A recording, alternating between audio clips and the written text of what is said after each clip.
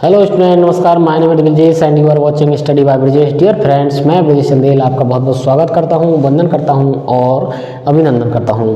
Dear friends, इस video में आपको बताऊंगा कि कौन सा महीना कितने दिन का होता है। काफ़ी कन्फ्यूजन होती है दोस्तों जब हम किसी महीने के बारे में देखते हैं कि हम ये अक्टूबर का महीना कितने दिन का है, सितंबर का कितने दिन का है। तो हमको जो पुराना तरीका है जनवरी, फरवरी, मार्च, अप्रैल, इसमें होता क्या है कि जो ऊपर है ये 31 दिन का होगा, साथ ही नीचे जाएंगे तो कम हो जाएगा। लेकिन यदि आपसे बोला जाए कि सितंबर कितने दिन का होता है तो आप ऐसे जनवरी से फरवरी, मार्च, अप्रैल, सितंबर तक पहुंचने में समय लगेगा।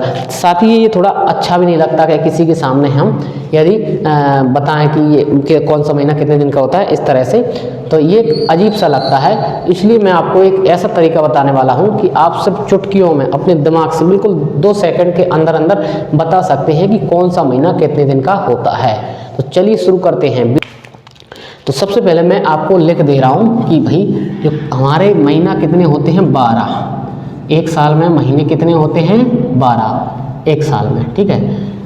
12 महीने होते हैं। अब 12 महीने होते हैं तो मैं एक ऐसा वाक्य लिख रहा हूँ जिसके माध्यम से आप आसानी से समझ सकते हैं। तो मैं लिख रहा हूँ आपको सित नव जू 30 के, ये मैंने लिख दिया। अब सित नवजू 30 के, यानी कि टोटल 1 2 3 4 महीना ही 30 के होते हैं 12 महीने में से।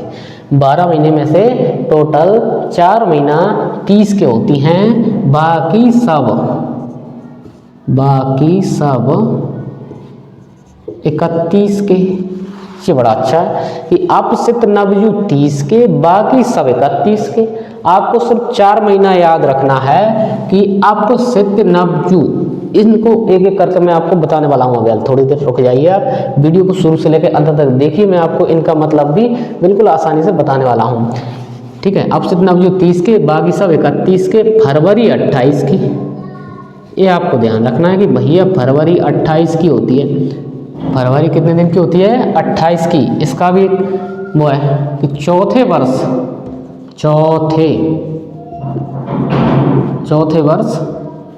29 की, जो लीप वर्ष होती है ना उसमें फरवरी जो है 29 की होती है। तो ये आपको ध्यान रखना है, ठीक है।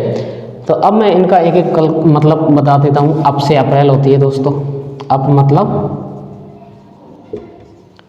अप्रैल, सित मतलब सितंबर,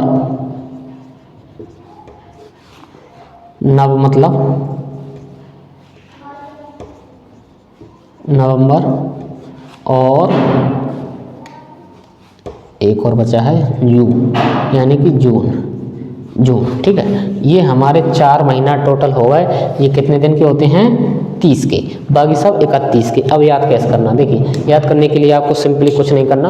अब सित नवजू 30 के, बाकी सब 31 के, ये आपको लाइन याद रखना है कि आप सित नवजू 30 के, बाकी सब 31 के, ठीक है। ये लाइन अकेली आपको याद रखना है। फरवरी 28 की होती है, ये आपको पता है।